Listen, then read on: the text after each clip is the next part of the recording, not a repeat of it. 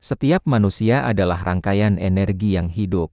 Di balik napas yang kita hirup, di balik denyut jantung yang tak pernah berhenti, terdapat aliran halus yang menghubungkan tubuh, pikiran, dan jiwa.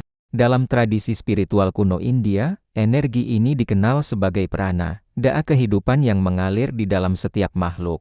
Prana bergerak melalui saluran-saluran halus yang disebut nadi, dan terkumpul di titik-titik pusat yang disebut cakra kata Sanskerta yang berarti roda atau pusaran. 7 cakra utama terletak di sepanjang tulang belakang, dari dasar tubuh hingga puncak kepala. Masing-masing cakra memiliki frekuensi, warna, dan getaran spiritualnya sendiri mempengaruhi cara kita berpikir, merasakan, dan hidup di dunia ini. Konsep cakra muncul dalam teks-teks kuno seperti Upanishad dan Tantra Yoga, sebagai peta untuk memahami perjalanan kesadaran manusia dari dunia material menuju kesadaran spiritual tertinggi. Perjalanan ini bukan sekadar mistik, melainkan simbol transformasi batin. Setiap cakra mewakili tahap evolusi jiwa dari ketakutan menuju cinta, dari keakuan menuju kesatuan. Kini, mari kita jelajahi satu persatu. Cakra 1 adalah Muladhara Cakra atau disebut juga sebagai cakra dasar lokasi, dasar tulang belakang, elemen, tanah, warna, merah. Muladhara berarti akar atau pondasi. Cakra pertama ini adalah dasar kehidupan manusia, tempat di mana energi kehidupan bermula. Ia berhubungan dengan kebutuhan paling mendasar, rasa aman, stabilitas, dan keberlangsungan hidup. Dalam tubuh, ia mengatur sistem pembuangan, tulang, dan kaki, simbol kekokohan kita berdiri di dunia ini. Ketika cakra dasar seimbang, seseorang merasa tenang, kuat, dan percaya bahwa hidup ini mendukungnya. Namun ketika terganggu, muncul rasa takut, cemas, atau kesulitan mempercayai kehidupan. Meditasi, koneksi dengan alam, dan rasa syukur pada tubuh fisik membantu mengharmoniskan cakra ini.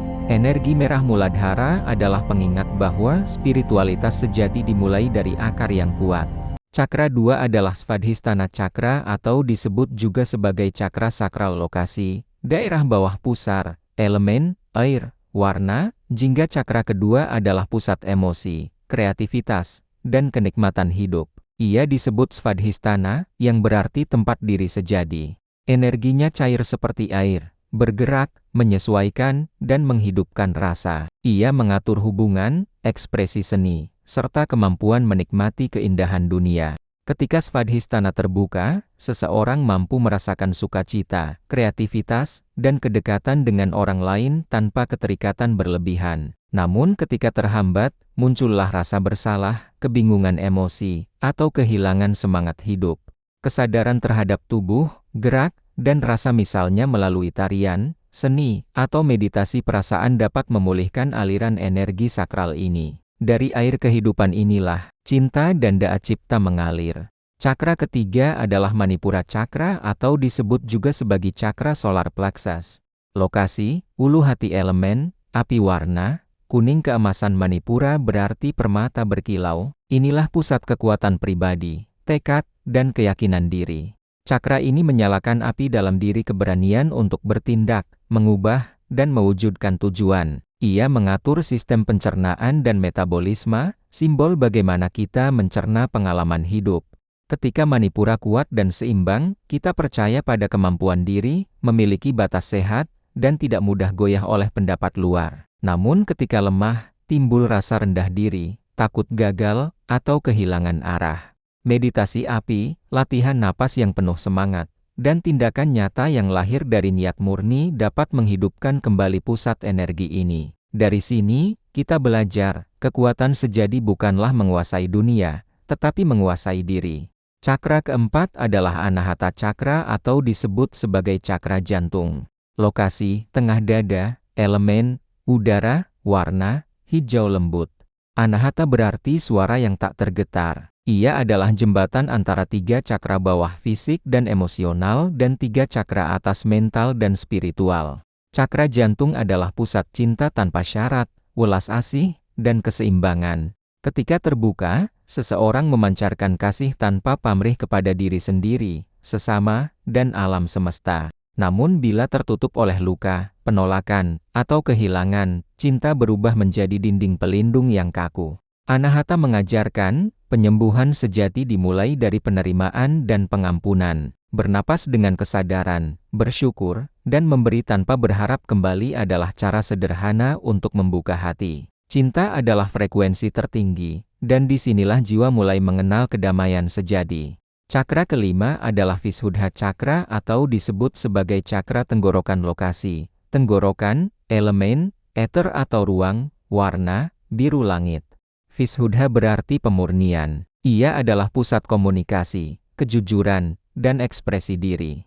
Cakra ini membantu kita menyalurkan kebenaran batin melalui kata, suara, dan tindakan. Ketika terbuka, suara kita membawa kejelasan dan ketenangan. Namun ketika tersumbat, muncul ketakutan untuk berbicara, atau sebaliknya berbicara tanpa kesadaran. Meditasi suara, menyanyi, membaca doa, atau sekadar berbicara dengan hati yang jujur semua membantu membersihkan Vishuddha. Karena kata-kata memiliki getaran, dan setiap getaran dapat menciptakan dunia. Cakra keenam adalah cakra ajna atau disebut sebagai cakra mata ketiga. Lokasi, di antara alis, elemen, cahaya, warna, indigo. Ajna berarti perintah atau pengetahuan. Cakra ini adalah pusat intuisi, imajinasi, dan persepsi batin. Melalui ajna, kita belajar melihat lebih dari sekadar mata fisik memahami pola, makna, dan kebijaksanaan yang tersembunyi. Ketika terbuka, seseorang menjadi sadar akan kebenaran yang lebih dalam, mampu membaca energi dan memahami jalan hidupnya. Namun ketika tertutup, pikiran menjadi kabur, penuh ilusi, dan sulit mempercayai intuisi. Keheningan, meditasi dalam, dan refleksi diri membantu menyucikan pusat penglihatan batin ini. Di sini, pengetahuan berubah menjadi kebijaksanaan, dan kebijaksanaan membuka pintu menuju kesadaran sejati. Cakra ketujuh adalah Sahasrara Cakra atau yang disebut sebagai cakra mahkota. Lokasi, puncak kepala elemen, kesadaran murni warna, ungu keputihan atau cahaya murni. Sahasrara berarti teratai 1000 kelopak. Inilah puncak dari perjalanan spiritual titik di mana kesadaran individu menyatu dengan kesadaran universal. Ketika cakra ini terbuka, seseorang merasakan kedamaian yang tak tergoyahkan. Bukan karena tidak ada tantangan, melainkan karena ia melihat semua sebagai bagian dari kesempurnaan kosmik. Sahasrara tidak bisa dibuka dengan kehendak semata. Ia terbuka dengan penyerahan, cinta, dan kesadaran yang tumbuh alami melalui 6 cakra sebelumnya. Meditasi hening, doa tulus, dan rasa syukur mendalam membawa kita semakin dekat pada kesadaran ini. Di sini, tidak ada lagi aku dan engkau yang ada hanyalah kesatuan dengan sumber.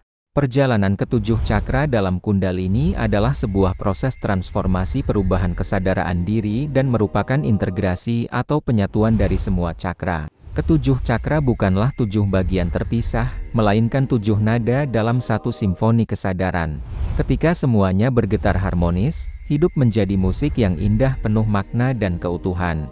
Perjalanan melalui semua cakra adalah perjalanan kembali ke dalam diri. Mulai dari tanah yang memberi pijakan, air yang mengalirkan emosi, api yang memberi semangat, udara yang mengajarkan cinta, ruang yang menyalurkan suara, cahaya yang menuntun intuisi, hingga kesadaran yang menyatukan segalanya. Inilah jalan yoga sejati bukan sekadar gerakan tubuh, melainkan penyatuan seluruh aspek keberadaan. Dan di titik terdalam kesadaran itu, kita menyadari bahwa kehidupan, dengan segala suka dan dukanya, adalah guru terbesar yang menuntun jiwa menuju kebijaksanaan tertinggi.